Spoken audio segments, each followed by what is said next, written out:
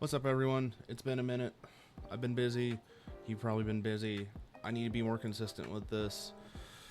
Hardware prices are outrageous, and, well, that being said, I want to talk about something I've had for a little while, but first, a little update. This room is going to be the official studio slash office. I have done some recording in here before for some videos that I'm still working on. Very different now, because we have the server rack and network stuff pulled in here. We have what's all behind me. We have the storage filing cabinet moved. We got an old desk out of here. We've done a lot of work. Another 2 to 3 days of just solid getting shit done. There you go. But as I was going through it, I picked this up and I said, this is something I want to talk about, because I've had it for about a year and a half now. And I think it's something that you can appreciate if you travel a lot or you're not home a lot. You don't really need something as powerful as a Steam Deck. I don't have a lot of games to really benchmark with this, but we are going to be doing some Steam Remote Play, which I think is an entirely valid use for this device, and also mobile phone emulation. Again, I don't really have anything loaded on my phone, but in the case of what we're doing today, we don't really need anything loaded on the phone. We can just use Steam Remote Play. I have a couple games installed over here that we can use. In fact, I need to turn on the other computer. Ugh. Not prepared for this. But without further ado, no more yapping. Let's sit down and talk about it. Before we get into any of the gameplay, let's go and start with, what is this? This is the Razer Kishi. It is a USB-C. They have a lightning cable version as well, but it is a phone controller that I honestly have gotten a lot of pretty good bit of use out of. I've kept it pretty clean, actually. There's not a whole lot of gamer smudge on it at all, but I think it comes in black and white. I got the black one. I didn't really care, but long-term review time, because unlike something like the new lav mics that I've picked up, these Hollylands, I've only had these for like maybe 2 or 3 days. I've only had an opportunity to use them once. I can't speak to these things' quality or longevity. This, on the other hand, I've had it for over a year. So the purpose of this is to add controller capabilities to your phone without having to carry around like a whole other controller or a separate powered device. This just plugs into your phone and goes. Examples of other controllers that I have that I actively use, actually, are the OG Steam controller. I do like using this for certain games. Honestly, there is some comparison you can make. I mean, they're both black controllers. Similar button layout, but this is better for specific types of games, like couch gaming, stuff like that, for very simple games. If you can find one, buy it. It's a neat oddity, but I'm not going to sit here and say go track one of these down. It's really neat. If you like them, buy them. The one that I use the most, however, is this. This is the Ghillie kit. I believe I have the King Kong 2 Hall effect button, or mechanical buttons, Hall effect joysticks. These are mechanical as well. These, I think, are the only buttons on the entire thing that are not. These are all capacitive. And these are all... This is probably one of my favorite controllers I've ever owned. And if you look at it, I don't think you can see. It is dirty, but that's just from use. I have used this controller a lot. I've used it with PlayStation, I've used it with Xbox, I've used it with Switch, used it with PC. It is universally compatible. So instead of having to carry this around and like, I can already tell you this is 2 to 3 times heavier than this. I'm not going to break out a scale to give you guys a weight because it doesn't matter in this context. This and this are always going to be lighter than a Steam Deck. And if all you're doing is emulating, because I'm not going to sit here and I'm not going to go through all the use cases. But in the case of the Kishi, it's light enough, portable enough, compact enough, even in the case. And since this is an aftermarket case, this is not a Razer case. You can just clip it onto the bag and go. It's not even going to take up interior volume. There does appear to be a space in the bottom here. I haven't actually tried it, but I'll probably throw a power cable in there. Feature time. And we'll talk about price later. I'll throw an Amazon listing up of, time of filming. But features, pretty simple. This is a full controller, so you have your 2 shoulder buttons. You have an up, L1, R1, R2, or L2, R2. These are membrane. These are actually not mechanical. I can't really complain about the A, B, X, Y, the face buttons here. The arrow keys, however, are squishy,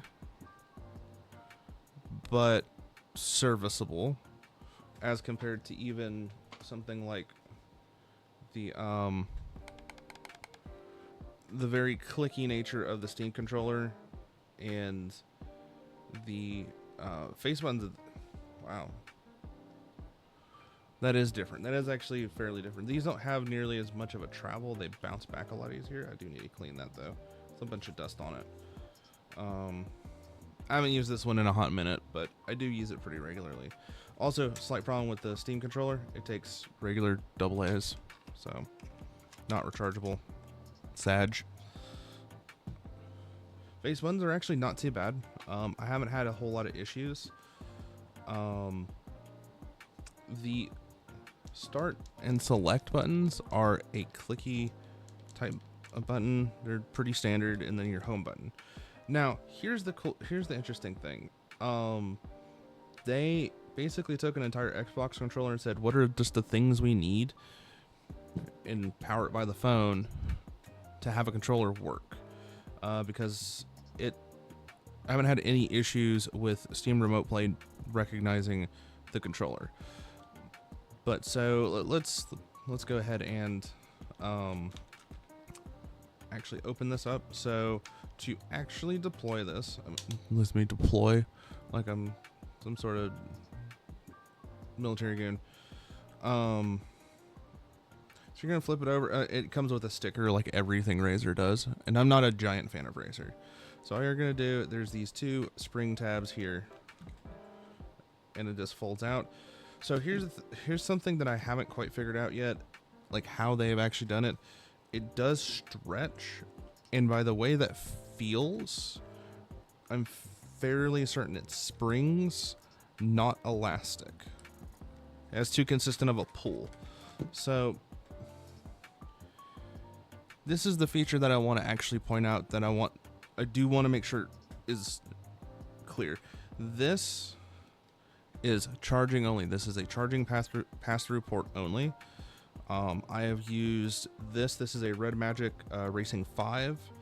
The phone that this is being recorded on right now, or used as a camera, that is a Samsung S22 Ultra 5G or whatever. Don't ask. And then of course we have this phone here that I use as my my Stream Deck. These have all lived in this at some point or another. the smaller of the two. So this one, this is a 832, a Samsung 832. It fits pretty snug. So if you have a phone about this size, you'll be fine. The Red Magic 832 I think is the best as far as fit that I have. I'll throw some dimensions up in post, but it just automatically recognizes the phone. And we're gonna go directly into Steam Link. So there we go, Steam Link. Let me log in here. One eternity later. Okay, there we go. For some reason, it lost connection. So, oh, I bet it's because of the beta channel.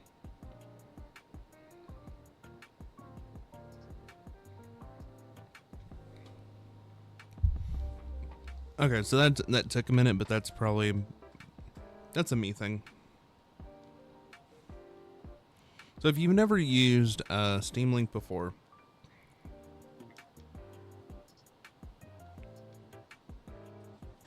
oh.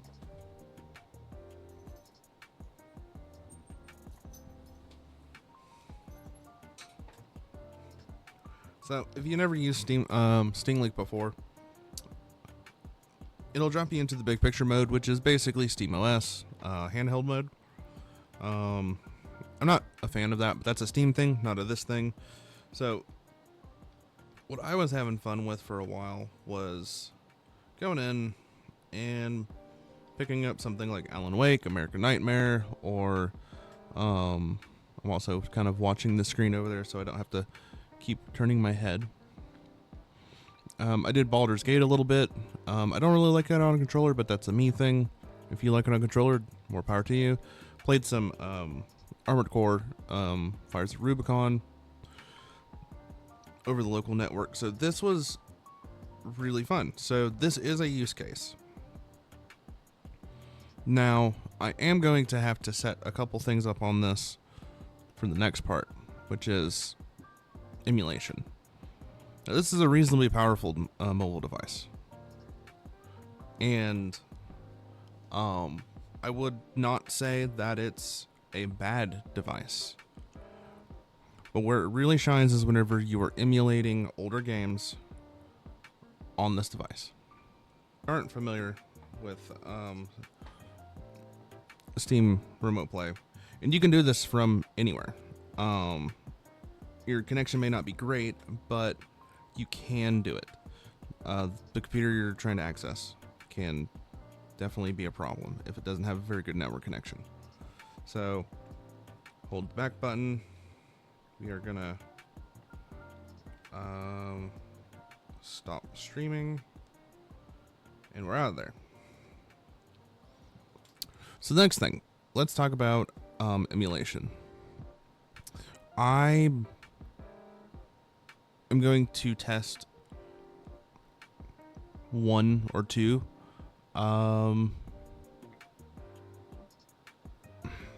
honestly probably just one PlayStation 2 game, because I don't want to spend a lot of time on this. It's more about the device itself and how useful I think it is. And I think this is a extremely viable device. There's actually nothing quite like these types of devices. I just chose this one because it was small and portable. There's not a whole lot you can do to say they're very different. And in this case, they're not really different at all. But if you are really into, say, mobile shooters or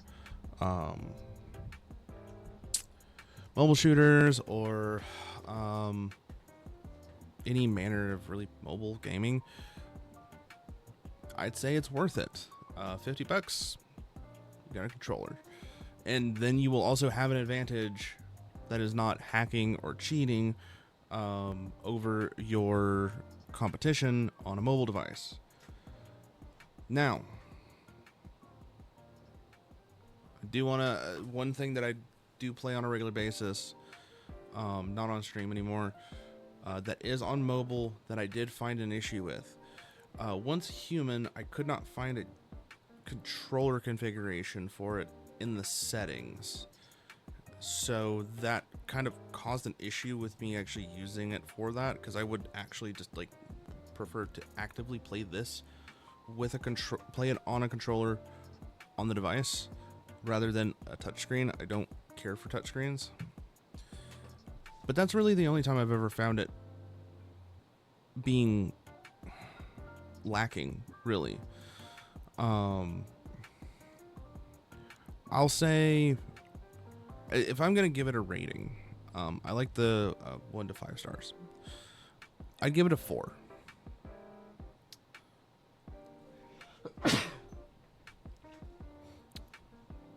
So I'd give it a 4. Why would I only give it a 4 out of 5? After extended periods of use, it is very uncomfortable. It's not a very ergonomic controller, but you should probably not be gaming long enough for your joints to start hurting. The buttons could be nicer, but it's also $50. So that's not really a complaint. That's just an observation. If they tacked on like maybe $30, they could get away with clickier mechanical keys. And also for $20 more, you can get the 8-bit dough. Or not the 8-bit dough, but the GameSir. And it's not much bigger. It's uglier. It's definitely got a look. And the 8-bit dough is $80, if I'm remembering correctly without looking it up. But let's talk about who it's for, and then we're gonna close out. Who is this for? This is for mobile gaming enthusiasts. For people who have to travel a lot. I used this a lot whenever I was over at my brother's more often. I don't go over there near as much. I did take my gaming laptop and my Steam Deck sometimes, but didn't really need it because I was doing remote play anyway, connecting to my home. So it was like, I'll just take this. So this and this went in my backpack along with my normal phone, and it worked fine. So you're mobile gaming enthusiasts, people who travel a lot, people looking for an option outside of the Steam Deck for remote play. That one's a little bit more rare than the next one, which is really always people who emulate a bunch of stuff on their phone. If you've ever used touchscreen buttons to emulate, it is so bad. This solves that problem. Now you can get even cheaper ones. I wouldn't recommend going below Kishi, but those are your 4 real use cases. And I don't think that's a bad thing, actually, because it's not meant to replace a full-fledged controller, nor is it meant to replace a full-fledged handheld. It is supposed to sit somewhere in the middle and operate as the device is called, a backbone for you to use your mobile device as a gaming device. And I agree with that. Would I buy the backbone? No, not for $100, not for $110 for this particular use case. But 4 out of 5, not a bad score. I like it. I use it. I still use it. I recommend this device for everyone, not necessarily for people who do mobile gaming, sure, or do a lot of gaming and you're on the go. Just make sure you have a good internet connection if you're going to do remote play. But I think that sums it up. If you're willing to spend a little bit of extra money, I would probably go with the GameSir G8. It's a overall more ergonomic device. It doesn't take up much more space. But tell me what you think down below. Like, comment, subscribe, do all that nonsense. I do stream here on YouTube and over on Twitch at least 3 days a week. Variety gaming, always doing something with mechs, always doing some weird stuff with friends. And every now and then I will do miniature and model painting. Feel free to swing on by. But until then, have a good rest of your day.